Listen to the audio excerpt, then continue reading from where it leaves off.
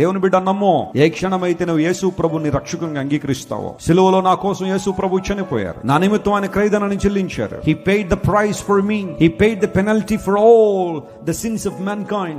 మానవ పాప పరిహారార్థమై యేసు ప్రభు క్రయధనాన్ని చెల్లించారు సిలువలో. మన పాపముల నిమిత్తం ఆయన మృతి పొందాడు. నా స్థానాన్ని ఆయన కోరుకున్నాడని పాప పశ్చాత్తాపంలోకి వచ్చి నీ జీవితాన్ని యేసయ్య కోసం తెరిచి ఆయనకి ఎప్పుడైతే నీ జీవితంలో చోటిచ్చావో, నమో ప్రియ దేవుని బిడ్డ, లేఖనాలు సెలవిస్తున్నాయి, నీవు దేవుని ఆత్మ ద్వారా ముద్రించబడ్డావని బైబిల్లో. The moment you accept Lord Jesus, the spirit of God comes into your life and dwells in you.